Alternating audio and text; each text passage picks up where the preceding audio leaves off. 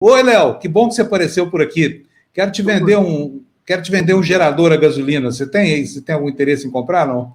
Nossa, isso é o negócio do momento, né?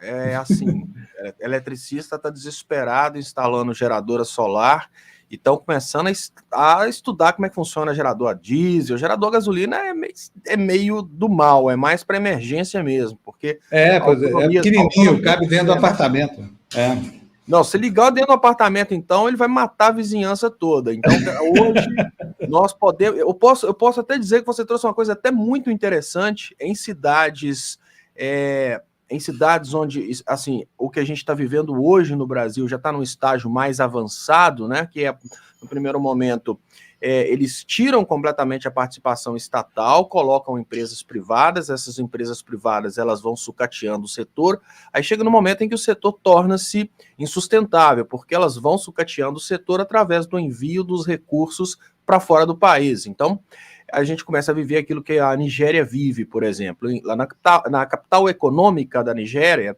que é Lagos mesmo, porque foi uma cidade que recebeu esse nome por causa dos portugueses, a energia elétrica ela simplesmente pisca todos os dias, mas de 5 a 10 vezes. Qualquer atividade industrial é praticamente inviável em Lagos. E o que os milionários fazem? Ou eles têm um gerador a diesel automático, ou eles possuem bancos de bateria, quando são mais, assim, quando é a casa deles, eles possuem os bancos de baterias, quando a luz pisca, as baterias seguram a energia por um certo tempo. Por quê? Por falta de confiabilidade no sistema como um todo, porque o sistema se tornou inviável, essa inviabilidade trouxe a inviabilidade industrial, sem a indústria não tem como manter a própria viabilidade no sistema de geração, transmissão e distribuição de energia.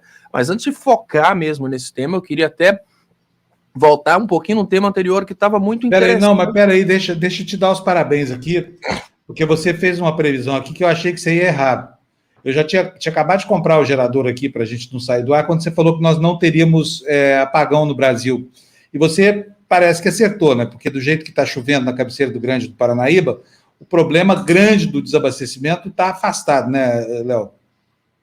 Sim, nós não temos condições de cogitarmos, depois do grande investimento que nós tivemos em termoelétricas, tanto por parte do governo, que usou bastante esse mesmo argumento do apagão para encher o Brasil de indústrias termoelétricas, como por parte de geradores privados que montaram geradoras termoelétricas, nós não temos como cogitar apagão. Racionamento, sim. O racionamento acontece desde o início da crise, quando as pessoas começaram a consumir menos porque estão ganhando menos. Racionamento é isso, você consome menos. Ou porque tem um presidente botando medo e falando consuma menos porque senão vai ter apagão, ou então porque você tem medo de não ter condições de pagar aquela conta, porque você sabe que aquele dinheiro vai faltar. Mas também temos agora esse fato que é muito relevante. A gente volta a ter chuvas e, tendo chuvas, fica mais difícil do governo esconder a disponibilidade hídrica. O que nós precisamos ter nesse momento é um vigiar de perto dessa questão hidroenergética, para que a gente não tenha um esvaziamento criminoso dos reservatórios. É muito importante a gente destacar que nós tivemos, sim, um momento de secas. Eu tenho chamado a atenção para o Brasil exportando águas do nosso ecossistema para outros ecossistemas através do foco na exportação de produtos vegetais e produtos animais, que tem grande parte ali em água, são muito dependentes da água para sua produção. E quando eles são exportados, eles levam um percentual muito grande de água junto deles. Mas também nós temos esse fato também do esvaziamento criminoso dos reservatórios. Então, hoje nós temos esses dois pontos. A coordenação hidrelétrica, a forma de gerir os reservatórios, não está buscando a melhor performance do sistema elétrico. E é por isso que nós tivemos esse caos no sistema elétrico que a gente não vê há muito tempo. Isso é o mais importante. Nós não temos uma administração de nenhum setor do Brasil com foco no povo brasileiro. Esse é o ponto que nós precisamos destacar. Se nada está sendo gerido para o povo brasileiro, por que que o sistema elétrico seria gerido para o povo brasileiro? Sobrou uma casquinha muito interessante para que os empresários agora possam fazer críticas, Panúzio, porque até antes da gente ter os resultados dessa, digamos que desse aumento do preço da energia elétrica para a indústria, para a classe média alta, para os industriários, isso parecia que ia ser só uma chibatada no lombo do trabalhador. Sim, acaba sendo, porque o industriário ele tem um aumento no custo de produção. O que acontece? Aumenta o preço da matéria-prima, energia é matéria-prima, ele precisa arrumar um jeito de continuar competitivo. Como que ele faz para continuar competitivo? Ele não pode virar e falar, olha, gente, vamos fazer um acordo, eu vou abaixar o salário de todo mundo. A gente não permite isso ainda na lei brasileira. Mas tem um jeitinho, o Guedes abaixa o valor do real. Então a gente vai tendo aos poucos a diminuição do valor do real para que o valor do salário do trabalhador seja empurrado para baixo para manter o valor do produto industrial brasileiro mais ou menos competitivo com o produto internacional, mesmo com a energia se tornando mais cara. Então nós temos uma situação que agora o trabalhador consegue ver claramente que a corda sempre arrebenta para o lado mais fraco. E deixar subir o preço da energia é deixar subir o preço de tudo e automaticamente cair o preço do salário de quem trabalha. Leonardo, bom dia. Nesse contexto, né, que você estava explicando desse problema todo da gestão, né, que a grande questão da crise é um problema de gestão, né, você insiste muito nessa situação, nesse contexto, e aí eu queria saber de você, em relação a essa medida previsória, 1055, caducou ontem, que era justamente uma medida previsória que ajudaria o governo a gerir essa crise hídrica. Ela caducou, faz alguma diferença na prática, ou o que foi feito em função da medida provisória, ele já vamos dizer assim, que fez uma pavimentação para o que vem pela frente? Olha, a grande realidade é que qualquer medida que é tomada na atual conjuntura para tentar resolver qualquer problema hídrico, qualquer problema de falta de disponibilidade hídrica, é só uma forma de assustar as pessoas, porque a palavra medida provisória para resolver um problema cria uma coisa que a gente chama de securitização. Você transforma o objeto referente, nesse caso a disponibilidade energética, em algo de extremo valor social e valor público, e através disso você consegue desviar a verba. Já não precisa, nós já temos como norma no Brasil a disponibilidade da energia, o que significa que sem medida provisória, na falta da água, o governo já tem a liberdade de comprar energia, custe o que custar. Tanto é que, durante o tempo em que a gente tinha um Brasil com um sistema interligado nacional muito frágil, a gente não tinha essa capacidade de interligação entre o sistema norte e sul, a gente tinha momentos em que a energia custava 400 vezes mais cara no local onde estava seco do que no local onde estava úmido, porque o local que estava úmido não tinha como entregar essa energia para o local que estava seco. Então é mais ou menos reforçar a ideia de que eu posso comprar a energia na mão dos meus amigos pelo preço que eu quiser comprar, porque a energia não pode acabar. Não precisa dessa medida provisória.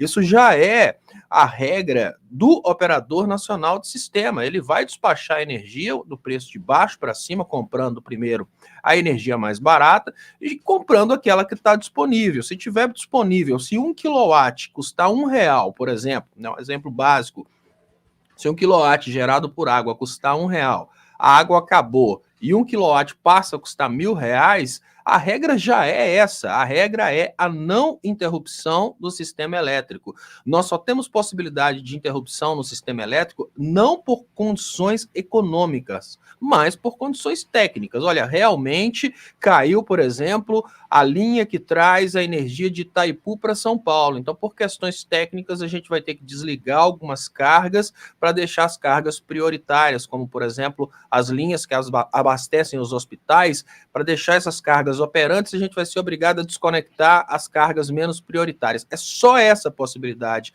de interrupção de energia na atual regra de distribuição e transmissão de energia no Brasil. Então, falar que uma medida provisória para contratar novas hidrelétricas, não, isso tudo é uma forma de criar um apelo público para que a sociedade fique sabendo que o bicho está pegando e aceite qualquer argumentozinho de compra disso, compra daquilo, e até mesmo os valores abusivos que são praticados em países subdesenvolvidos como o Brasil, em momentos de crise energética ou em momentos de pandemia, quando uma farmácia passa a cobrar, por exemplo, R$ 50 num litro de álcool em gel.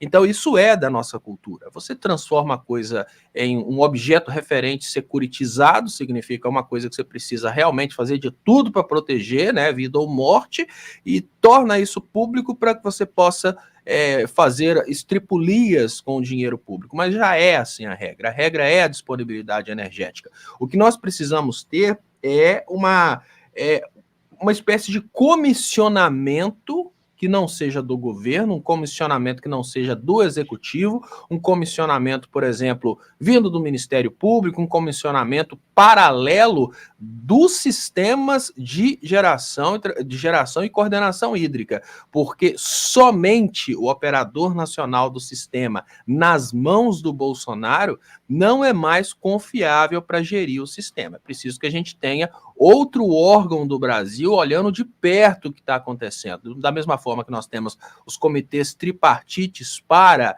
a gestão das bacias, talvez a gente precise ter comitês tripartites para a gestão do sistema elétrico nacional e no que tange aí a operação nacional do sistema, porque hoje a gente percebe claramente uma intenção de reduzir a disponibilidade hídrica para gerar momentos de escassez para comprar energia na mão dos amigos por preços absurdos.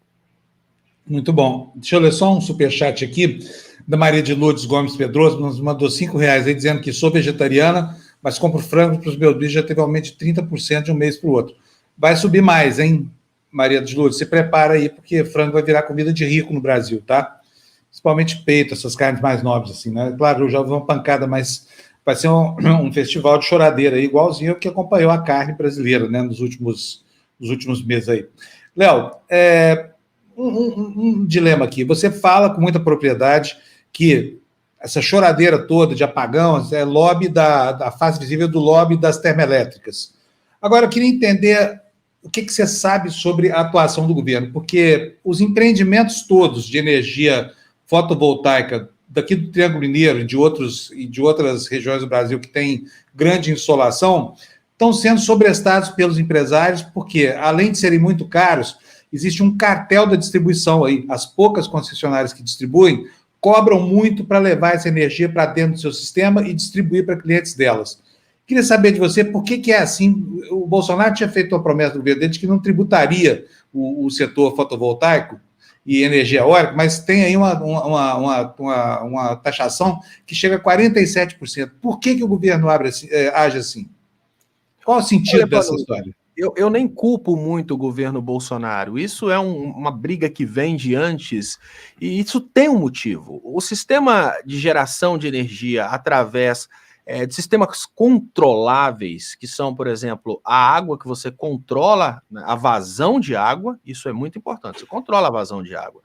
Você controla a quantidade de pressão que você tem numa turbina de um sistema termoelétrico.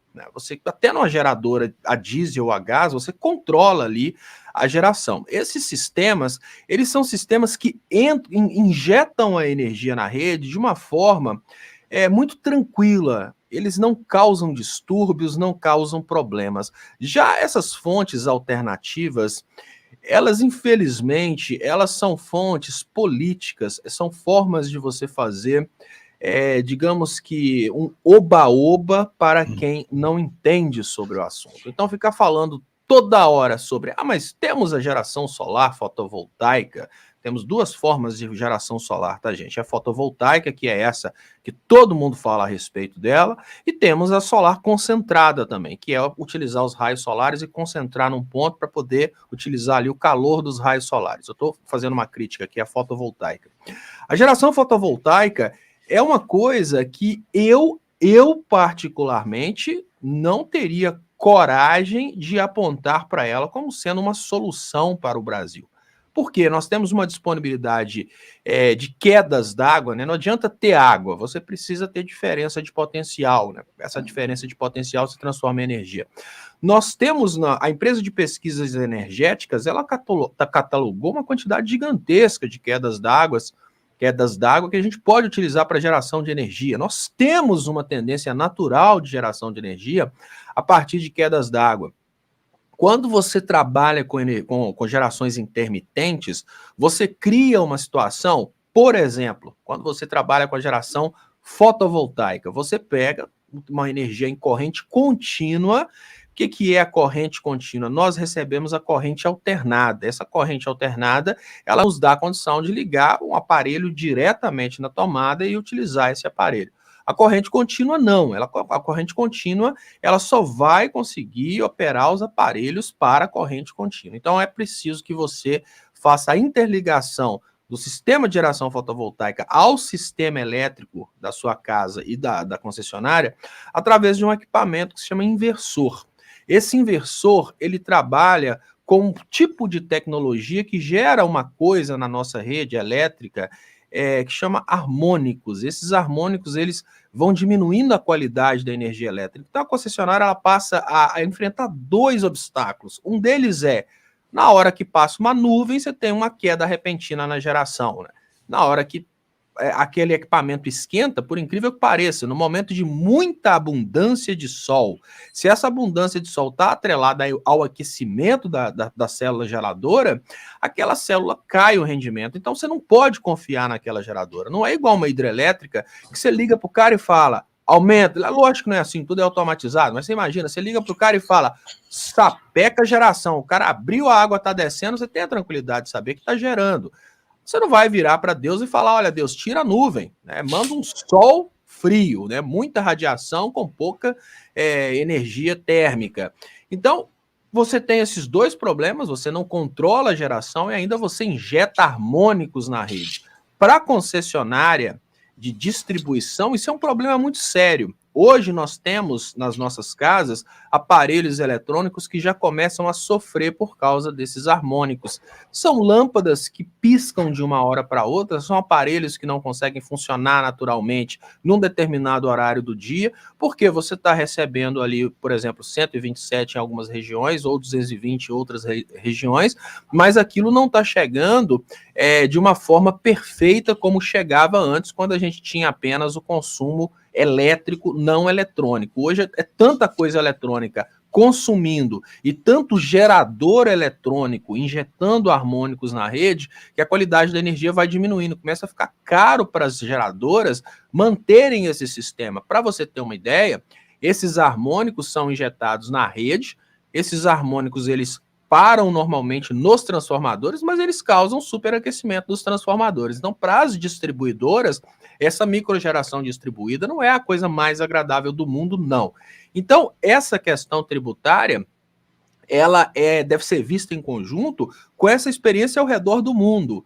A Alemanha foi o primeiro país a fazer um super incentivo para microgeração distribuída depois do acidente em Fukushima, por causa da pressão social pela diminuição da utilização das termonucleares. A Alemanha, no início, poucas pessoas sabiam que esses problemas viriam. A Alemanha deu um subsídio total, inclusive a Alemanha não apenas tirou os impostos, como ela subsidiou os primeiros, prometeu comprar energia por todo o tempo que durar a microgeradora distribuída. Não é devolver igual no Brasil. No Brasil a gente tem essa tendência de você injeta na rede e usa depois. Não, a Alemanha estava comprando, pagando a pessoa que tinha geradora dentro de casa. Chegou num certo ponto, próximo ali de 20% da geração a partir de fontes não controláveis, como solar e eólica, eles começaram a gastar mais para manter a estabilidade do sistema do que o que eles estavam gastando antes para gerar para o sistema, o que significa que tem um percentual máximo.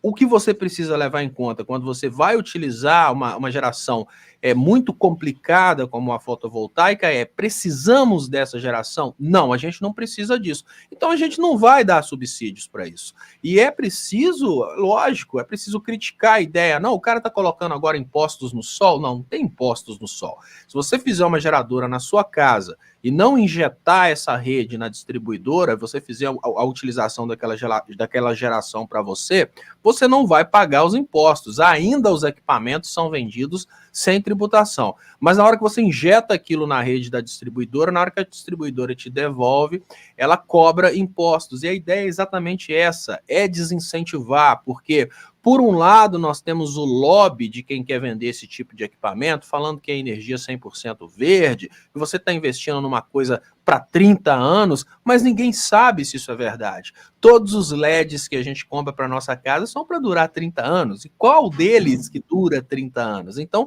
são coisas nebulosas, são coisas que podem nos colocar num futuro muito mais tenebroso do que virar e falar, vamos parar com palhaçada, vamos voltar a ter soberania, vamos pôr o Almirante Otton para poder terminar a centrífuga nuclear e vamos gerar energia a partir, né, da energia nuclear, que a gente tem muito no Brasil, a partir de queda d'água, porque a fotovoltaica ela tem vários detalhes ainda que precisam ser observados, como essa questão... Ou seja, é uma tecnologia que não está madura ainda, é isso? Não apenas não está madura, como nós não precisamos. Isso é uma coisa que deve ser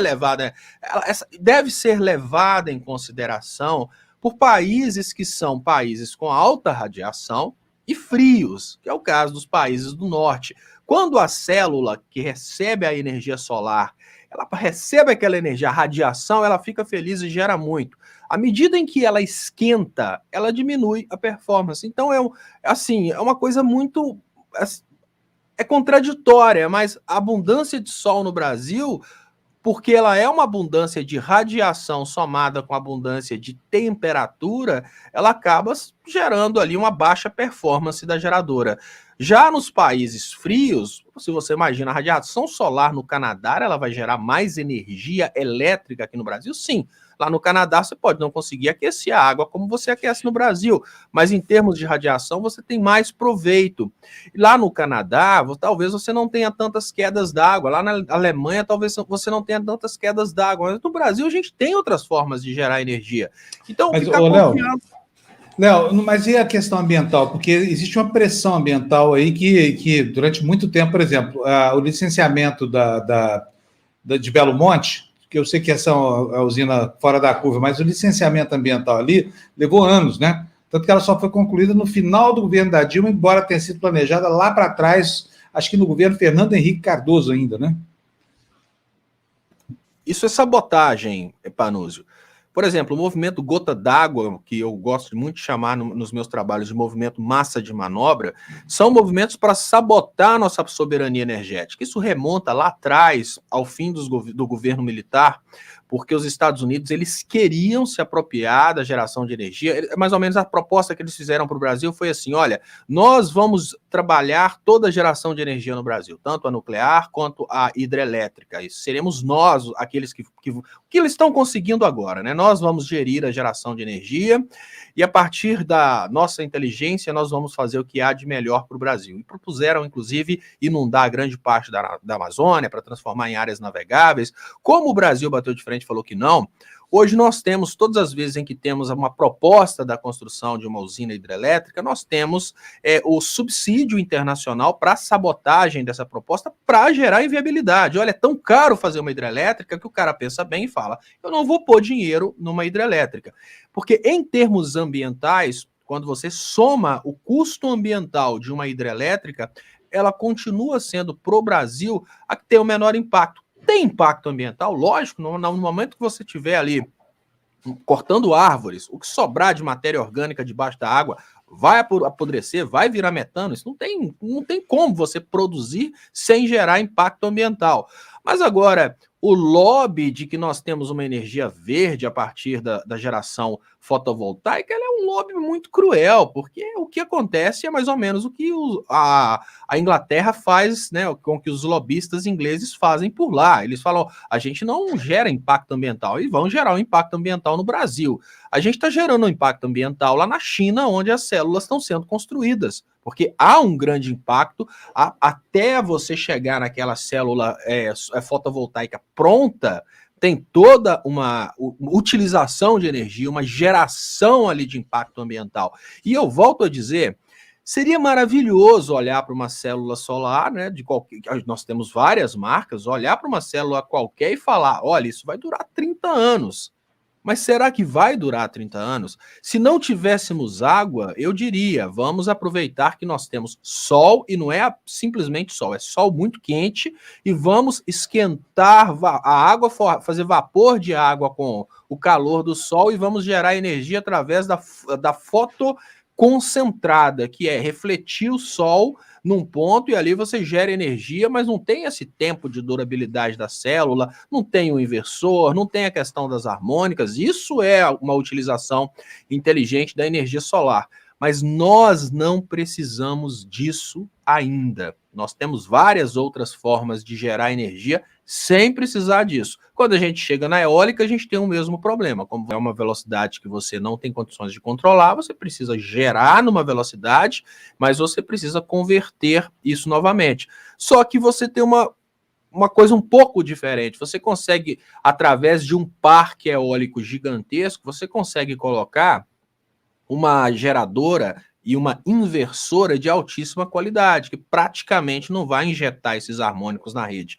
Mas a solar distribuída, que é essa que está todo mundo aí falando na cabeça dos consumidores, compre, essa ela é cheia, eu ainda considero cheia de dúvidas, eu ainda acho que nós deveríamos ter inteligência política e tecnológica para lutarmos contra a sabotagem na construção das nossas geradoras hidrelétricas, porque a geração solar microdistribuída, ela ainda é uma incógnita. A gente precisa esperar para ver se estão vendendo hoje para durar 30 anos, vai durar 30 anos, tanto a placa quanto o inversor.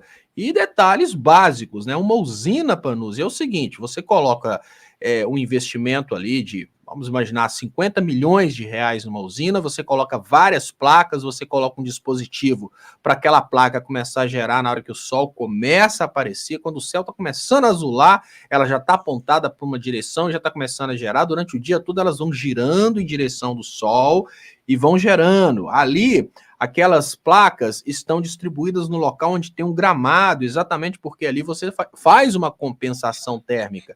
Isso é uma coisa. Então você coloca 50 milhões de reais numa usina fotovoltaica para gerar durante o dia inteiro, passar por inversores de alta qualidade, injetar numa linha de transmissão e não na linha de distribuição e entregar aquela energia para o sistema. Isso é uma coisa. Agora você coloca no seu telhado, numa direção que não tem a mesma eficiência, a placa vai superaquecer, microinversores, esses microinversores vão sim gerar harmônico na rede. Isso é uma coisa que a gente precisa concordar que nós não precisamos disso no Brasil. Eu volto a dizer, se é para utilizar a energia solar, utilize primeiramente no aquecimento de água, porque aí você já diminui a demanda de energia para aquecer chuveiro, para a demanda de gás ou de energia elétrica, se você usa fogão elétrico ou fogão por indução para aquecer água na cozinha. A gente tem que usar o sol diretamente. O sol, o que o sol faz muito bem no Brasil? Aquece.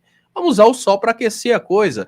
Agora, sair espalhando fotovoltaica para todo lado é repetir o erro que nós tivemos quando o Fernando Henrique usou esse mesmo lobby, todo brasileiro saiu comprando aquelas porcarias daquelas lâmpadas que eles chamavam de lâmpadas econômicas, que na realidade foi um grande esquema ali para enriquecer empresas brasileiras que estavam importando lâmpadas de baixíssima qualidade da China e lâmpadas que prometiam durar 50 anos, mas na verdade 15 dias depois elas queimavam, e não é da nossa cultura pegar uma lâmpada queimada, voltar no supermercado e falar, troca para mim. A gente simplesmente comprava outra, e com isso muitos empresários ficaram milionários com a importação dessas porcarias aqui para o Brasil.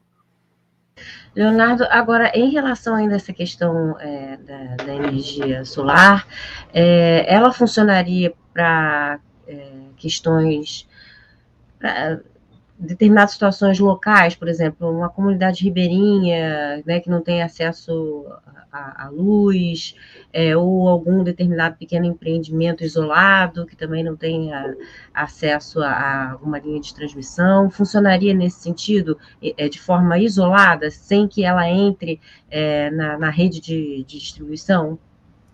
Essa é a única forma que ela é incontestavelmente insuperável. Nesse sentido aí, quando você imagina um sistema quando você imagina um país robusto, né? Porque o nosso país agora ele já não está tendo condições de trocar transformadores. Hoje, a distribuidora de Minas, por exemplo, ela mantém o mesmo transformador desarmando aqui na minha cidade, toda semana ele desarma e eles não trocam transformadores. Então, se a gente imagina uma situação de um país desenvolvido, um país forte, e esse país precisa atender uma determinada região, não tem condições ainda de fazer um sistema interligado para aquela região, esse é o cenário perfeito. Você pode conjugar ali uma geradora a diesel, mais uma geradora solar, mais bancos de bateria. Mas é uma situação à parte, completamente à parte, porque depois que nós tivemos, através do comunismo brasileiro, o projeto Luz para Todos, isso também foi uma situação que foi muito superada, porque nós tivemos ali linhas de distribuição de média tensão com um fio apenas, são linhas que, olha, elas não são o ideal para um grande produtor rural, mas elas são melhores que essa situação, por exemplo, de você ficar instalando geradoras fotovoltaicas para atender pequenas comunidades. Ali o governo foi esticando um fio, naquele fio ali você passa uma fase de média tensão e utiliza a terra para transmitir o retorno dessa fase, que seria o neutro.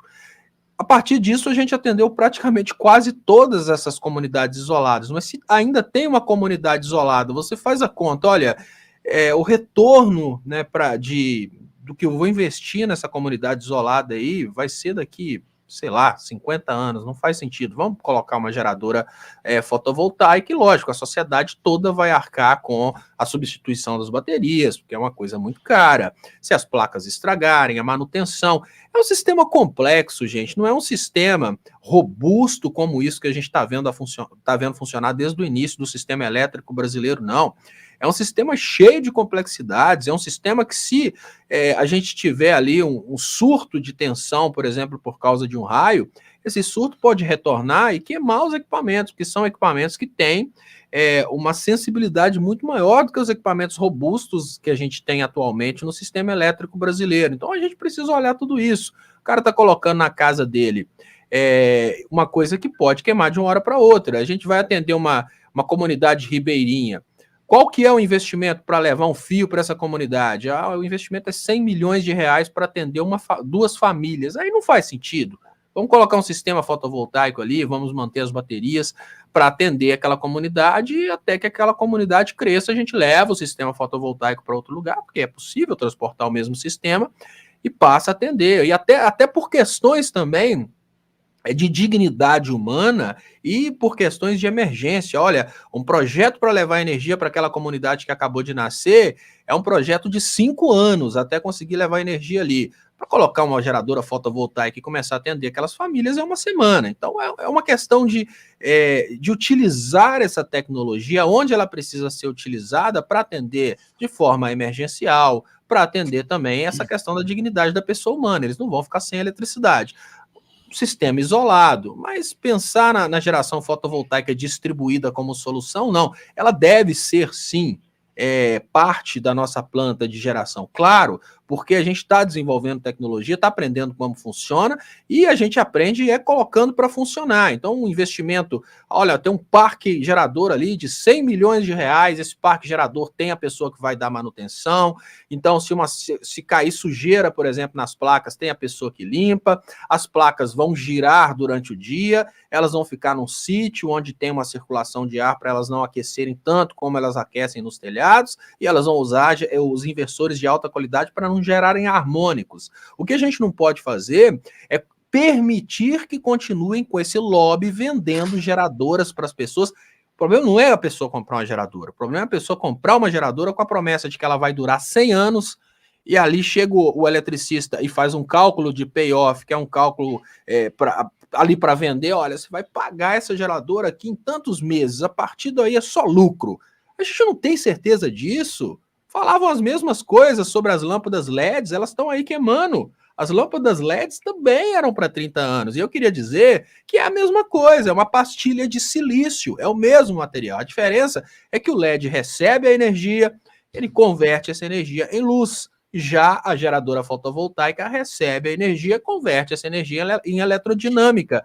Se os LEDs não duram 30 anos, como prometem, pode ser que as placas solares não durem 30 anos. Então a gente vai deixar os lobistas venderem, colocarem no telhado de muitos brasileiros, raparem fora com o dinheiro, e aí depois as empresas que estão oferecendo garantias de 10, 15 anos, elas simplesmente fecham as portas e muitas geradoras vão ser desativadas antes do prazo e as pessoas vão ficar frustradas. Então é melhor a gente não incentivar esse tipo de coisa. Eu acho que não é o momento para incentivar isso, é o momento para a gente trabalhar de forma sistêmica e não de forma egoística.